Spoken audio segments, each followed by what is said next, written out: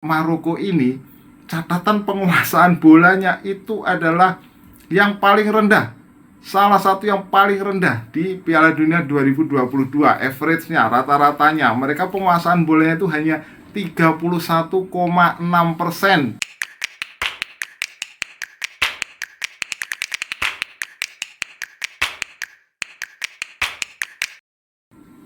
Salam pemirsa, ketemu lagi di Titis Corner. Dan setelah Kamerun mencoba tahun 90 dan gagal kalah di perempat final dari Inggris 2-3, kemudian setelah Senegal mencoba tahun 2002 kalah dari Turki lewat gol Ilhan Mansis, kemudian Ghana mencoba tahun 2010 kalah dari Uruguay di perempat final lewat adu penalti, akhirnya Maroko menjadi tim Afrika pertama yang bisa menembus ke semifinal Piala Dunia.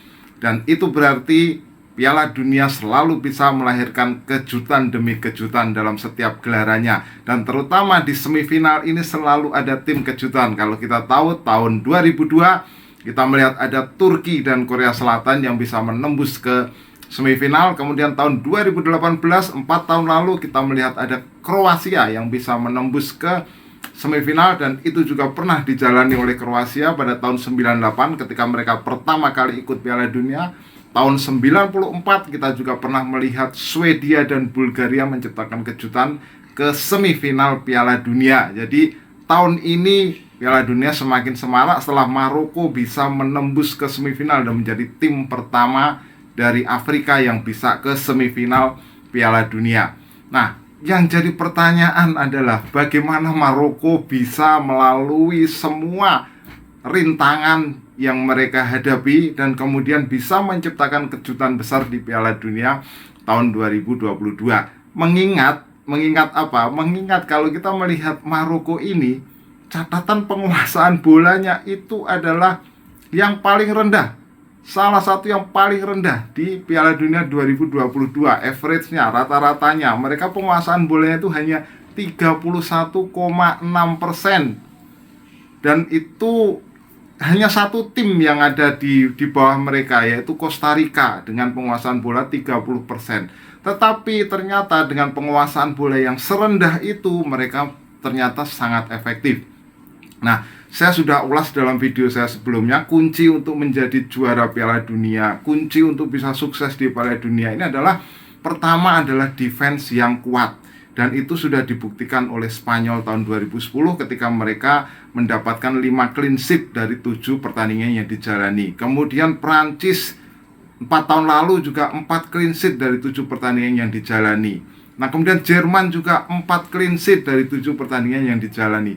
Dan apa yang dilakukan oleh Maroko ini seperti fotokopi dari keberhasilan lini belakang atau keberhasilan lini pertahanan agar mereka tidak kebobolan. Dari 5 pertandingan yang sudah dijalani saat ini, Maroko sudah menjalani 4 clean sheet, 3 atau 4 pertandingan tidak kebobolan dari 5 yang sudah dijalani. Sekarang kita lihat di awal, mereka bertemu dengan lawan yang tidak mudah, finalis Piala Dunia 4 tahun lalu, Kroasia. Mereka main imbang 0-0, tidak kebobolan. Kemudian bertemu dengan Belgia, ini juga bukan tim sembarangan. Mereka bisa mampu mengalahkan Belgia dan tidak kebobolan, 2-0. Lawan Kanada, ini satu-satunya di mana mereka kebobolan, dan itu pun lewat gol bunuh diri. Mereka menang 2-1. Lawan Spanyol, hasil imbang 0-0 dan mereka tidak kebobolan. Begitu juga ketika bertemu dengan Portugal, mereka tidak kebobolan. Nah, memang ada banyak kunci kenapa, atau banyak faktor yang membuat pertahanan dari Maroko ini sangat tangguh. Pertahanannya sangat kuat. Dan kita melihat lini serang mereka juga sangat efektif. Jadi selama pertandingan yang sudah dijalani ini, mereka hanya mencetak 5 gol. Bayangkan, hanya mencetak 5 gol. Dan kalau kita lihat En-Nesyri, striker mereka yang membobol gawang Portugal, itu membuat 2 gol. Jadi ada 2 gol yang dibuat oleh En-Nesyri di Piala Dunia 2022, dan 2 gol itu diciptakan hanya dari 2 shoot on goal. Salah satunya menjadi penentu kemenangan ke gawang Portugal. dahsyat memang. Pertahanan yang kuat, kemudian lini serang yang sangat efektif. Itu sudah seperti menjadi rumus untuk sukses di Piala Dunia. Itu sudah ditunjukkan oleh Spanyol 2010. Bayangkan Spanyol ketika itu hanya mencetak 8 gol ketika mereka menjadi juara tahun 2010. 8 gol. Tapi mereka tidak kebobolan dalam 5 pertandingan. Dan ini yang seperti diemulasi oleh Maroko tahun ini.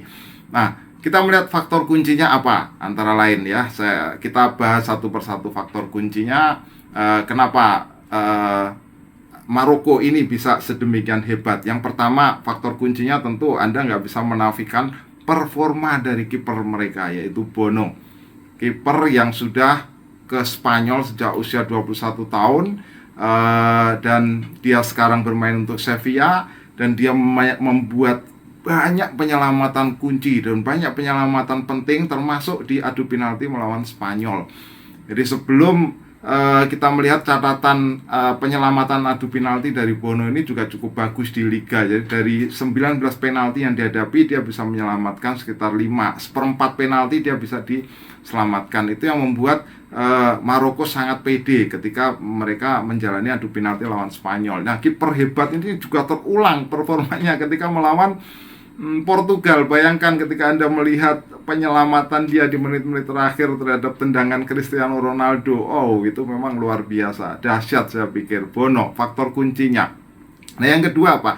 Yang kedua adalah defensive solidity atau soliditas lini pertahanan. Nah, kita melihat bahwa memang tradisi pertahanan kuat dari Maroko ini sudah terbangun cukup lama. Jadi sebelumnya mereka dilatih oleh Halilhodžić ya. Halilhodžić yang harus diganti Agustus oleh Wahid Regragui. Halilhodžić ini dia hanya kebobolan 12 gol dari 10 pertandingan terakhirnya. Jadi pondasi lini pertahanan yang kuat ini sudah ada sejak dilatih oleh Halilhodžić. Nah, kemudian karena ada perselisihan dengan Hakim Ziyech, dengan Mazraoui, Halilhodžić harus diganti oleh Regragui, pelatih kelahiran Prancis berdarah Maroko. Nah, Regragui ini juga punya catatan gemilang. Jadi dari 7 pertandingan terakhir, dia ini hanya kebobolan 1 gol ketika bertemu dengan Kanada. Wow, luar biasa memang pertahanannya. Dan kita melihat soliditasnya itu tercatat dalam statistik ya. Jadi dalam 90 menit pertandingan di Piala Dunia ini, mereka hanya menghadapi expected goals itu hanya sekitar 0,89.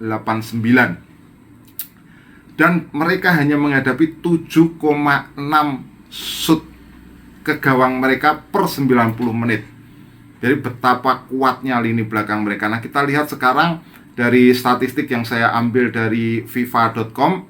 Jadi ada catatan statistik yang namanya defensive pressure applied. Jadi ini seperti catatan statistik yang menghitung upaya untuk melakukan pressing terhadap penguasaan bola lawan. Ini luar biasa, apa angka yang dimiliki oleh Maroko ini luar biasa dalam hal defensive pressure applied ini. Jadi mereka ketika bertemu dengan Spanyol itu mencapai catatan angka 573. Upaya pressing bola terhadap penguasaan Spanyol itu 573 berbanding Spanyol 217. Ketika bertemu dengan Portugal itu juga mencapai 373. Jadi ini mereka ini seperti dalam tanda kutip kalau istilah teman saya bernafas dengan telinga.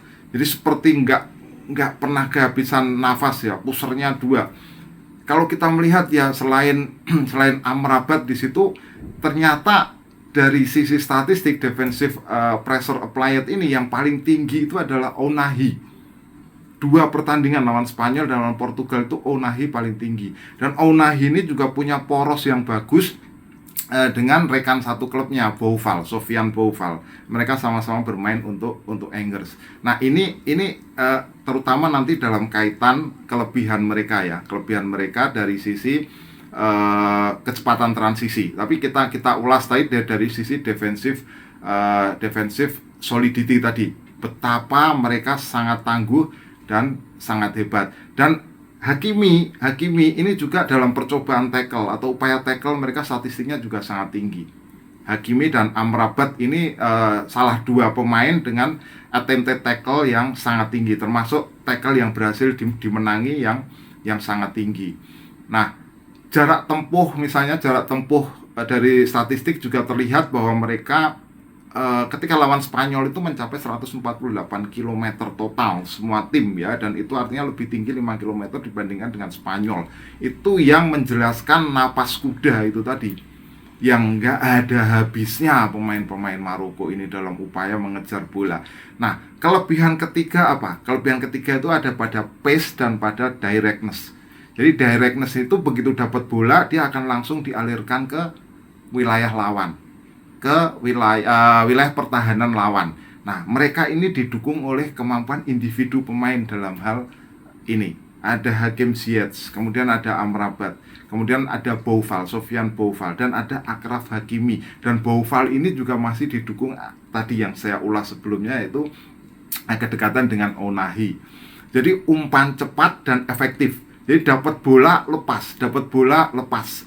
Nah, kalau kita melihat ya passes per sequence itu jumlah umpan dalam setiap sequence serangan itu mereka catatannya sebenarnya termasuk tim yang paling bawah. Nah, saya bandingkan dengan tim yang ada di Piala Dunia ini ya, yang passes per sequence-nya rendah itu siapa? Maroko, kemudian Iran, kemudian Costa Rica dan Australia. Nah, Anda tahu sendiri, Iran, Costa Rica, Australia ini adalah tim-tim yang memang khas dengan serangan baliknya. Australia ini bahkan khas sekali dengan long balls-nya. Jadi bola dapat langsung push lempar ke depan, bola dapat push lempar ke depan. Maroko juga seperti itu. Pace, cepat, kemudian directness, cepat lepas gitu. Nah, ini yang membuat Maroko ini sangat efektif. Jadi meskipun mereka hanya menciptakan 5 gol, tapi karena compact defense itu tadi, compact defense dan kemudian pace directness ini, cepat lepas itu tadi, yang membuat mereka efektif di depan, yang membuat mereka solid di belakang. Nah, kemudian kalau kita melihat ya, Maroko ini setiap komposisi pemainnya itu enggak dalam bahasa sederhananya enggak jomplang. Jadi sama-sama kuat. Ya, kita lihat pertama Aguerd yang main center back yang main di West Ham. Dia nggak bisa main. Ada Yamik yang kebetulan juga bisa menggantikan posisi dia dengan bagus. Mazraoui nggak bisa main, juga Yahya bisa menggantikan posisi dia dengan bagus. Di posisi center back juga kita melihat ada Badr Benon. Badr Benon ini kalau Anda cek Wikipedia, dia pernah main di Indonesia di Islamic Solidarity Games di tahun 2013 atau apa di Palembang waktu itu, yang pernah ketemu tim nasional Indonesia dan kalah, tapi kemudian mereka menang dan dapat emas. Itu satu pemain yang tersisa yang dibawa ke tim nasional Maroko, Badr Benon, itu center back. Jadi kualitas pemain penggantinya dari sisi spirit, dari sisi quality tekniknya, dari defensive solidity-nya itu nggak banyak beda. Dan juga mereka atau Regragui ini stick pada formasi yang seperti sudah paten ya. Dia memang sangat percaya kepada pemain-pemain ini yang sulit tergantikan ya. Bono, Saiss itu, Romain Saiss yang pernah di Angers juga, kemudian pernah di Wolverhampton Wanderers juga, dan sekarang di Besiktas. Nah, kemudian Amrabat yang di Fiorentina, Sofiane Boufal, Enesiri. Nah, ini kalau kita komposisinya mereka stick selalu di situ ya. Hakimi kanan, kemudian Aguerd, Saiss ini bisa berganti ya. Kalau Aguerd cedera ya ada Yamik, center backnya Saiss sama Aguerd, kemudian Mazraoui back kirinya, Amrabat ini gelandang bertahan. Nah, pola mereka ini menarik ya. Pola mereka ini sangat fleksibel. Jadi seperti bisa 4-1-5 itu kalau nyerang ya. Tapi kalau bertahan juga bisa posisinya di tengah ini bisa lebih padat, bisa lebih kompak, hanya menyisakan Enesiri di depan.